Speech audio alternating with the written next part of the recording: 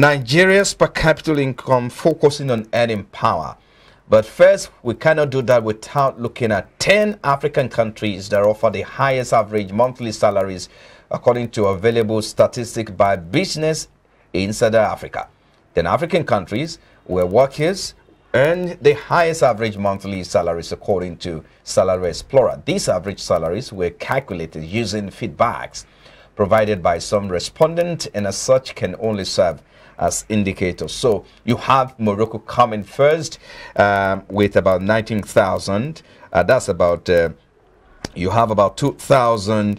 If you convert that, you have $2,031. South Africa is paying as high as $2,026 there. That's about 31,100 rands. You go to Kenya. Kenya has about 47,000 shillings paying its workers, and then if you convert that, that's about $1,291 out there. So Algeria, it's paying about 1,273. Namibia, with Namibian dollars, about 17,400, which you convert to 1,160.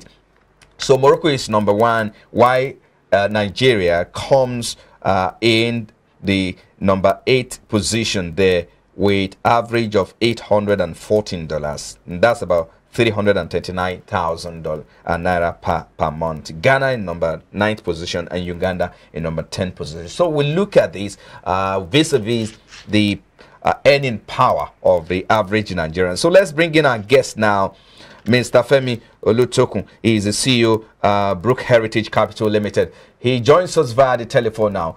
Mr. Olutokun, we thank you for your time on the program. We appreciate you. Yeah, thank you for having me. Olukotun is the name.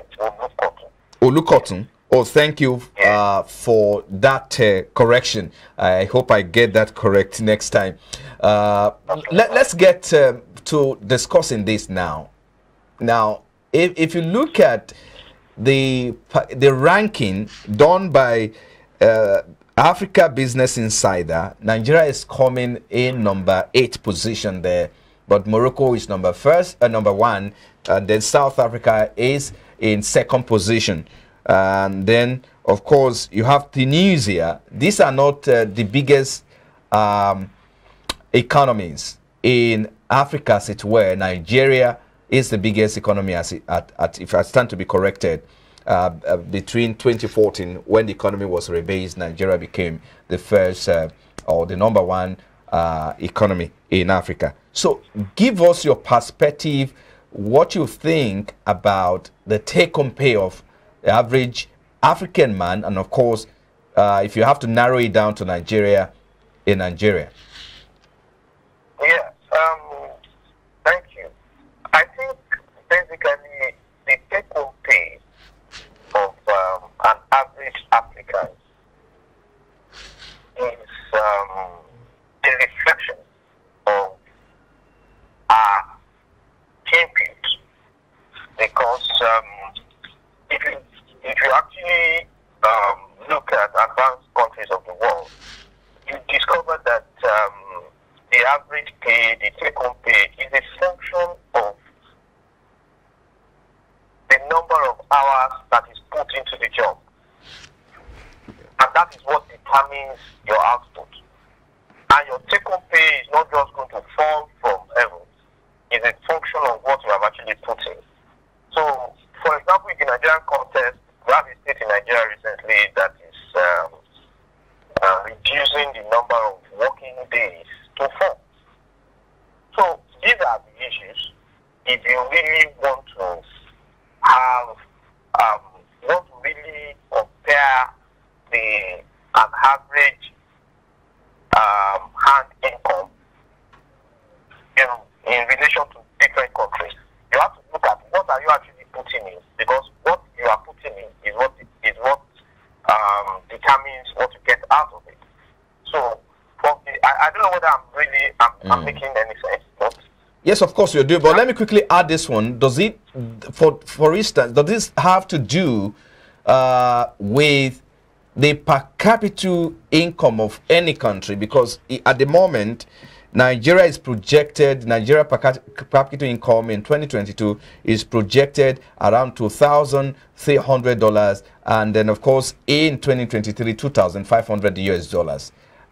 Does these earnings or earning power, does it have to do with the per capita income?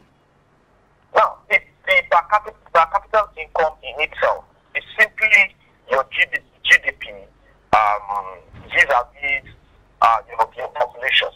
So, and that is, in the case of Nigeria, you find out that that is the function of the formal sector, because that is the sector that is being captured.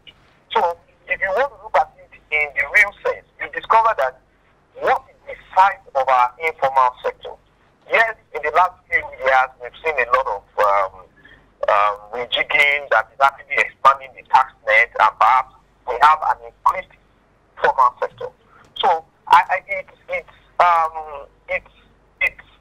you basically do a better justice to determine this with the per capita income, because the per capita income is, I would say, is more real compared to an average, because an average earning of an individual or probably a worker in a country, as you have put it, may not give us a true reflection of what exactly is the workings of the economy in question.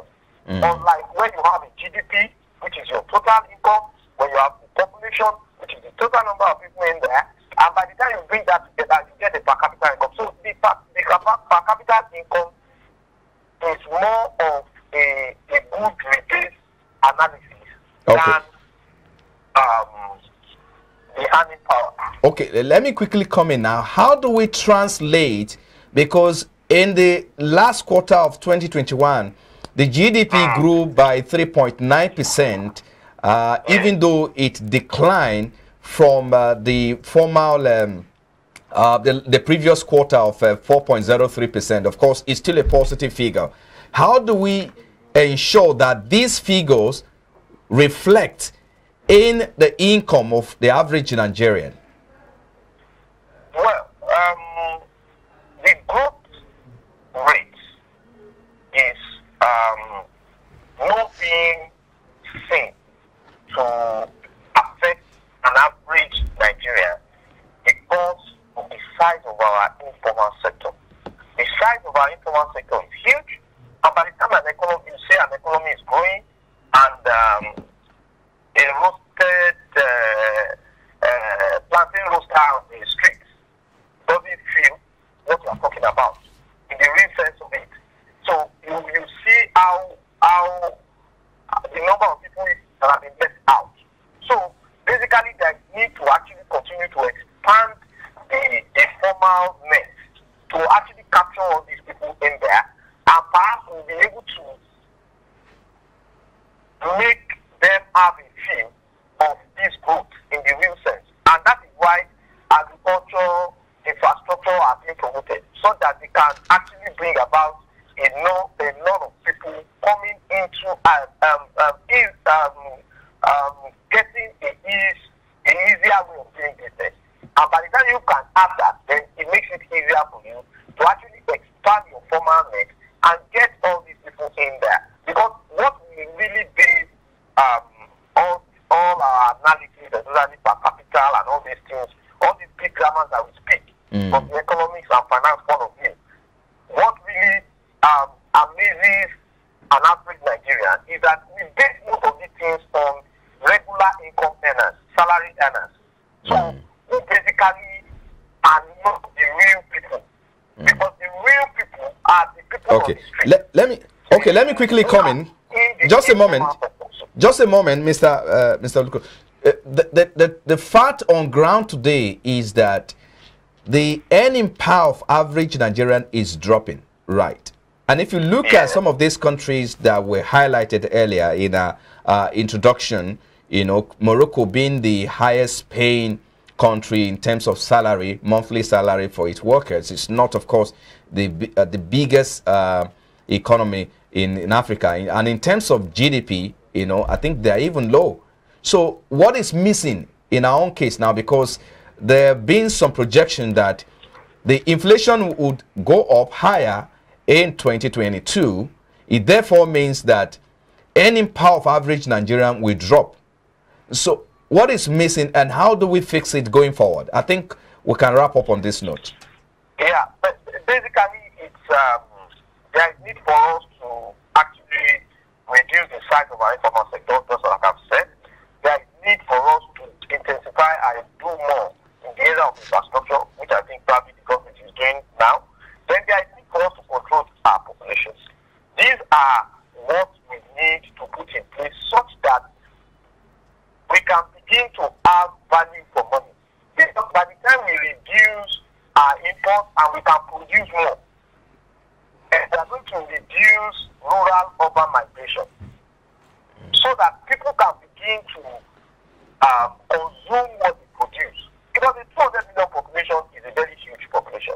If we can actually provide for ourselves, if we can actually produce what we need and reduce our imports dependent. So, if you can, for example, now the exporting crude and importing petrol of PMS up to now is a very big issue.